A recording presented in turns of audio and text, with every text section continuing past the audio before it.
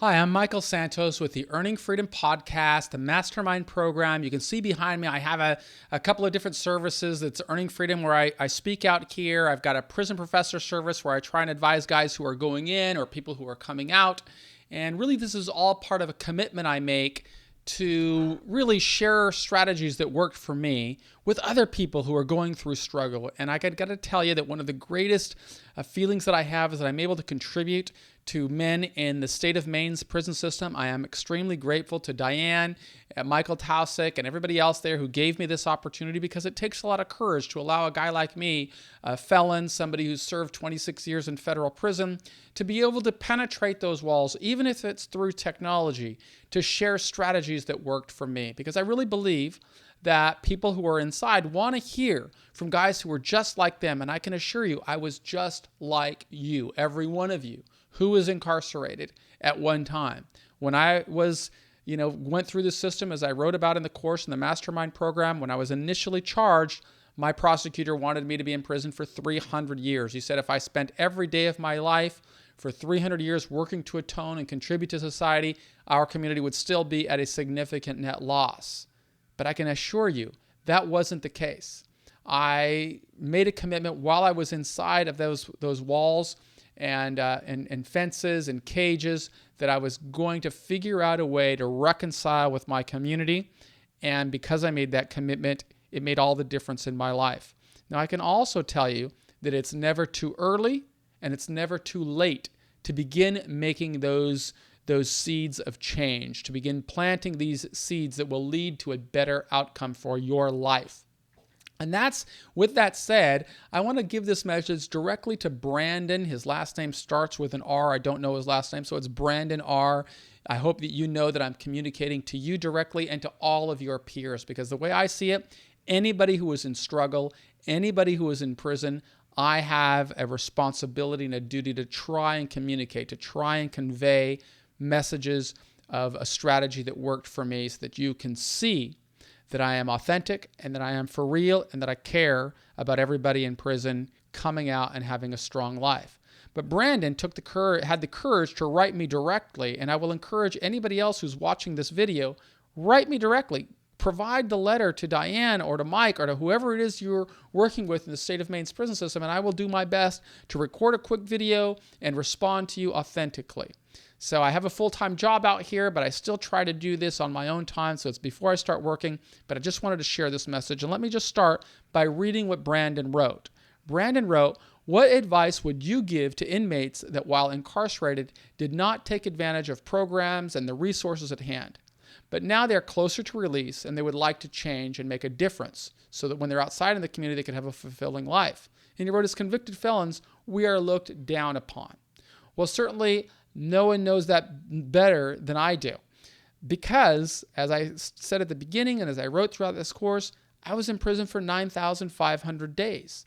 And I've only been free in society for about 2 years. In fact, I'm recording this video on August the 21st. I celebrated my second anniversary of liberty from the Bureau of Prisons on August the 12th, 2013. I concluded my obligation. I'm still on special parole. But that doesn't stop me from creating new opportunities. And that's what I want to share with you. I got to tell you, it is never too early and it is never too late to begin sowing seeds for change. And certainly, I get it. You served a lot of time in prison. It may have been hard for you to reject the negativity, to reject the criminal lifestyle in the beginning. There's a lot of cultural influences inside every prison in society. In fact, there is this statement or this mantra or this belief system that the best way to serve time is to tune out the outside world and just focus on life inside of the prison. Well, I think that the sooner that you can dispel that myth, that you want to build a prison reputation, the sooner that you can just say, you know what, a prison reputation is irrelevant. What's much more important is that I prepare myself for success. The sooner you can come to that state of awareness, the better off you are to begin preparing for a better outcome. So Brandon, my answer for you is that start right now.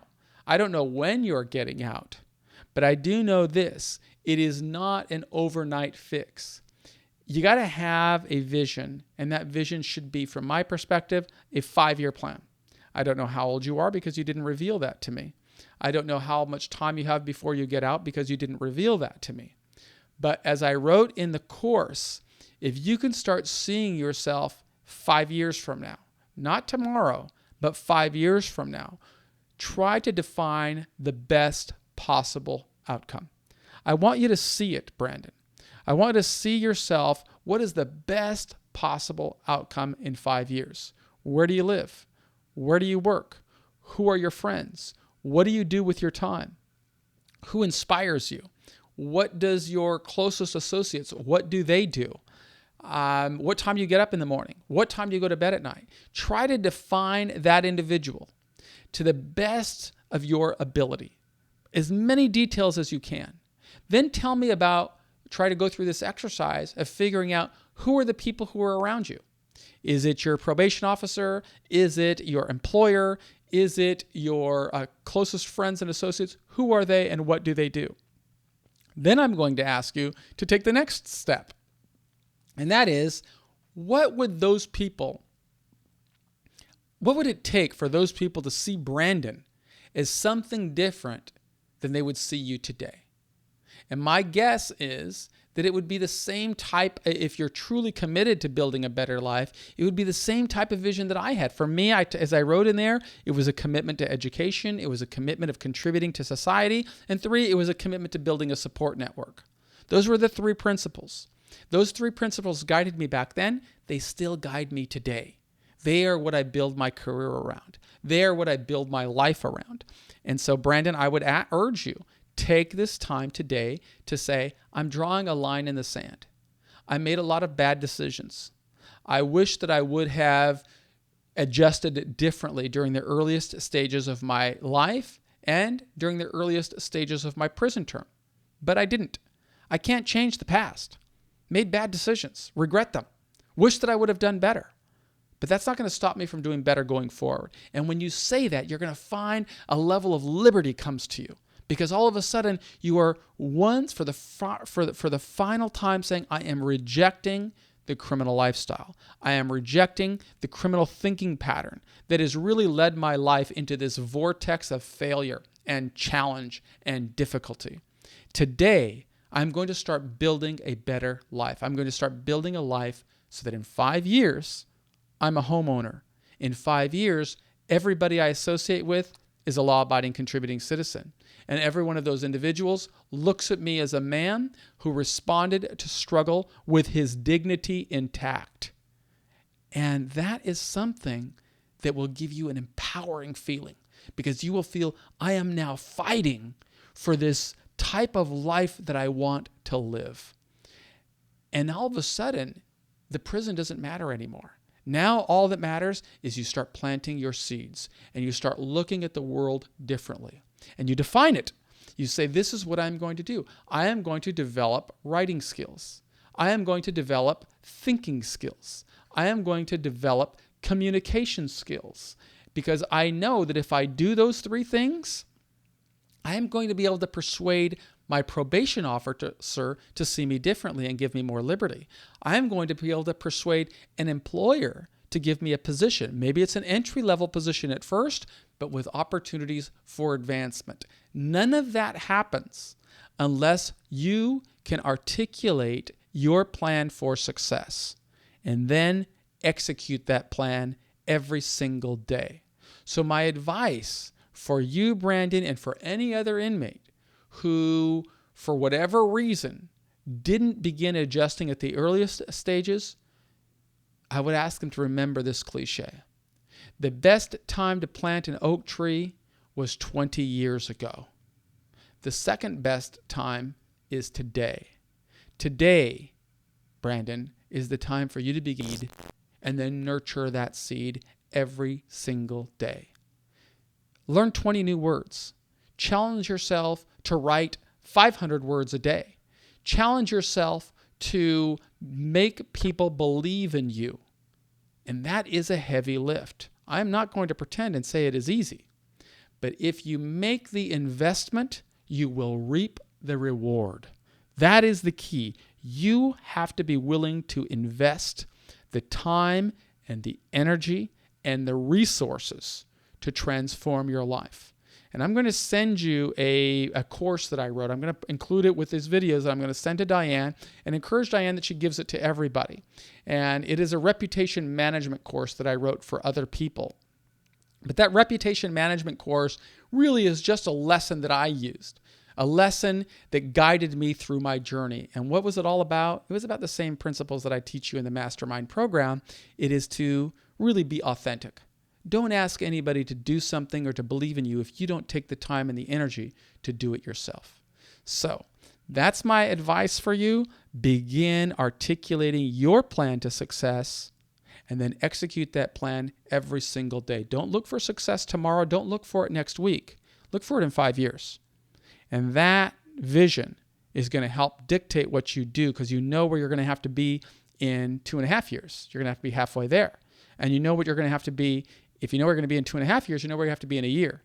And if you know where you're going to be in a year, you can backtrack it. So, okay, so I have to be here by 6 months. And then backtrack it. And you're going to know what you need to be doing tomorrow.